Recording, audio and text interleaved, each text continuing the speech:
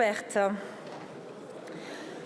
L'ordre du jour appelle les questions au gouvernement.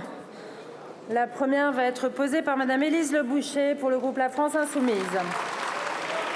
Merci Madame la Présidente. Monsieur le Premier ministre, qui a dit « Chez moi il fait froid, mais avec le prix du chauffage, je mets 2 gros pulls et ça va, je préfère manger que me chauffer ». Alors non, ce n'est pas Bruno Le Maire en col roulé cachemire, c'est Jeanne dans la Sarthe, retraitée de chez Moulinex, où elle a fait la totalité de sa carrière. Même discours chez nombre de retraités à qui vous prévoyez de faire les poches en imposant, on le sait déjà, le budget le plus violent de l'histoire de la Ve République. Monsieur le Premier ministre, je vous suspecte d'avoir été trop attentif aux propositions de Monsieur Attal, dont le ministre de l'économie prévoyait déjà une sous-indexation des retraites dans le secret des couloirs de Bercy. Souffrez que nous vous disions aussi ce que nous en pensons. Refuser d'indexer les retraites sur l'inflation durant les mois d'hiver, c'est ignoble. Plutôt que de rétablir une dose de justice fiscale, vous faites le choix de matraquer une catégorie de la population qui n'a fait que s'appauvrir ces 5 dernières années. Et ce n'est pas une découverte. La précarité des seniors s'accentue à mesure que les services publics reculent. Qui assure les services auprès des personnes âgées? Les services d'autonomie, les EHPAD publics, le portage des repas, l'accompagnement administratif. Précisément les collectivités locales que vous voulez mettre au régime alors qu'elles sont déjà à l'os. Mes chers collègues, vous êtes des élus de territoire, vous connaissez la détresse de nos anciens, vous savez où nous conduisent ces politiques, alors n'en soyez pas les complices. Parce que personne ne devrait se sentir suffisamment légitime pour toucher à l'indexation des retraites. Moins encore un Premier ministre issu d'un parti qui a perdu toutes les élections dans ce pays depuis 15 ans. Monsieur le Premier ministre, le peuple français est souverain et le peuple français n'a pas voulu de vous. Alors au nom de quoi lui imposez-vous des mesures aussi dégradantes pour la République et la dignité?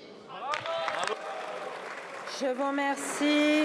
La parole est à Madame Astrid Panosyan-Bouvet, ministre du Travail et de l'Emploi.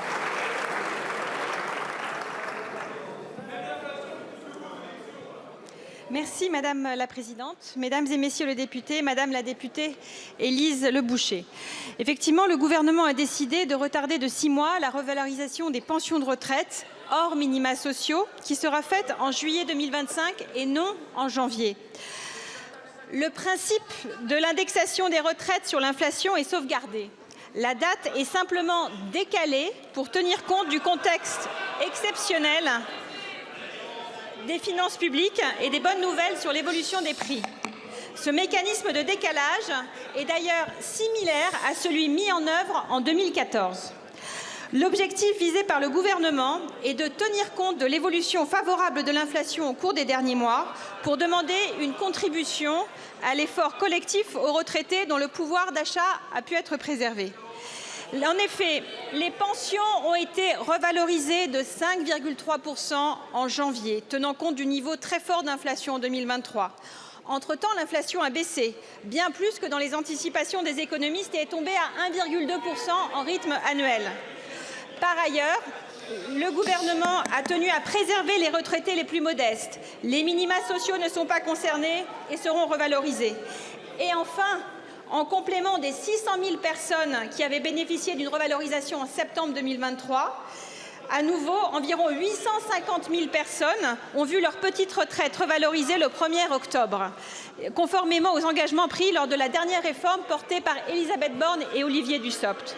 Donc je comprends parfaitement, nous comprenons parfaitement que ce décalage puisse être source d'inquiétude, mais comme l'a dit le Premier ministre, c'est un effort général et nous sommes ouverts aux discussions avec les parlementaires. Merci. Merci beaucoup Madame la ministre. Madame Le Boucher. 2 millions, c'est le nombre de personnes seniors qui vivent sous le seuil de pauvreté. Et la grande majorité sont des femmes dont les pensions de retraite sont 40% moins élevées que celles des hommes. Vos mesures vont projeter ces 2 millions de personnes dans une précarité encore plus grande. Je vous remercie.